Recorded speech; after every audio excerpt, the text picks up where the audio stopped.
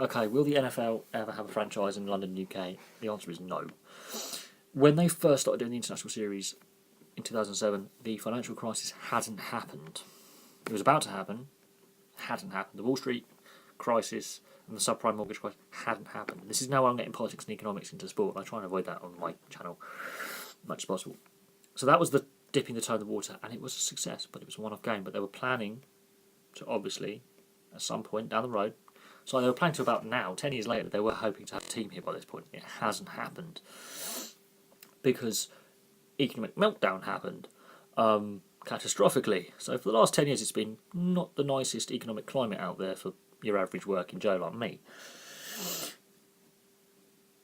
Two other major sports leagues in the North America have hosted games over here on the road: NHL and NBA. Both at times were interested in having a team or teams over in Europe or in the UK. Both have now kicked that idea into the long grass. The NHL were planning, and this was on the planning table, and I'm not joking, to have 10 teams over here, or 8 teams, basically a whole division, a European division over here, of NHL teams.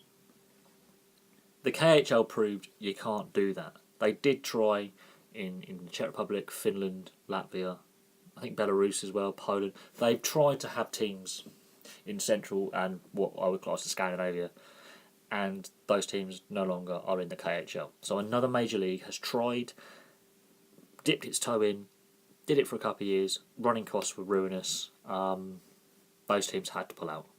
They've gone back to the league they're in. They had to pull out. They went, no, we can't afford to do this. The travel is killing us.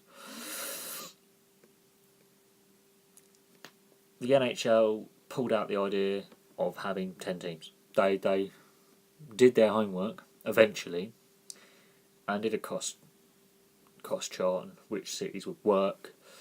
You've got to have the arenas there as well. The ready NHL ready, because NHL ice rinks are different sizes.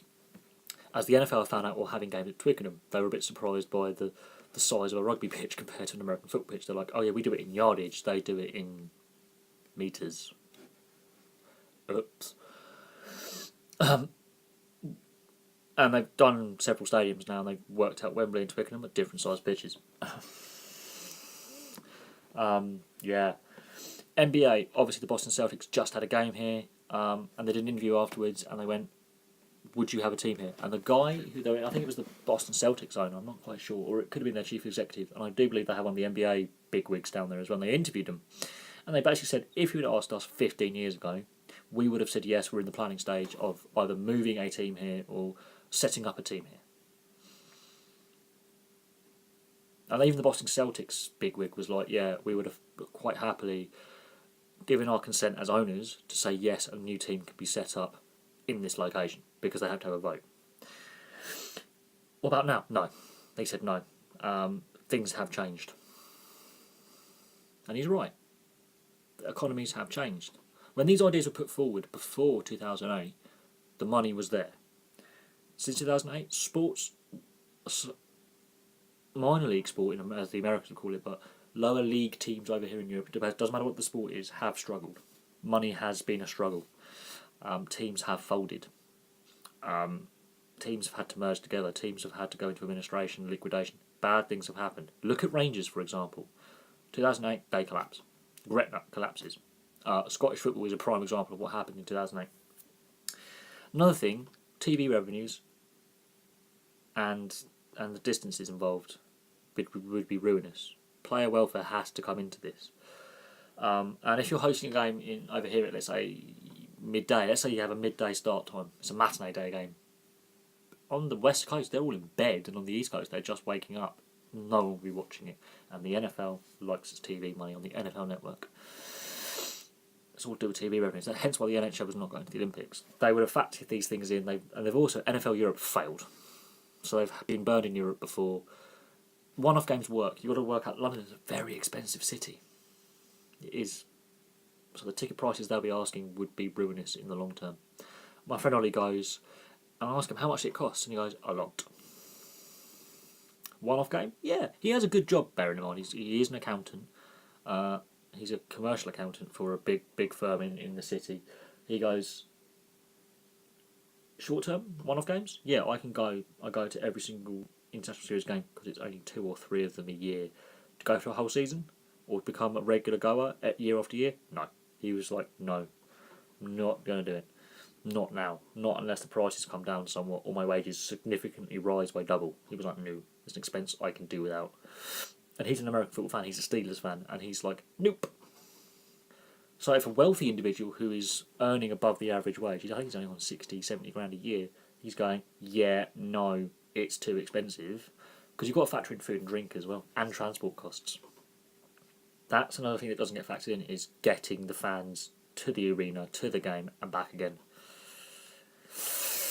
Are they going to put on fan coaches? Are they going to put on... This is something that doesn't get mentioned. So cost. The fact that 2 other teams have pulled out, or 2 other leagues have gone, we've had the idea, we're not interested now, or if the idea's there, it's for 20, 30 years' time, we've got to look at projected economic forecasts, we don't know what's going to happen, etc., etc. Although we are interested in growing the game here, we're not interested in having a team here. That is what's talked about.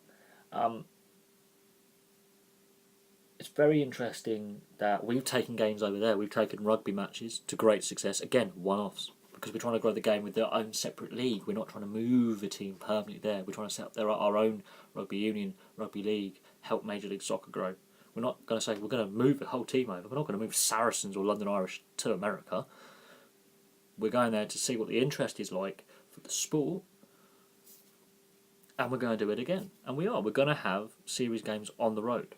But we're not moving a team there. It's just to grow the interest in the sport so that the domestic league can grow. That's why we've done it.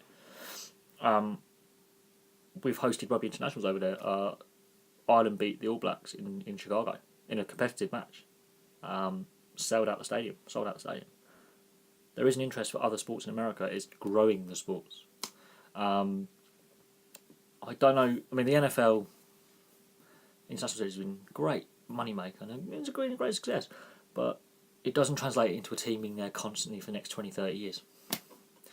The thing is, in Major League North American sports, all the owners are all interlinked. Some guys might own several teams.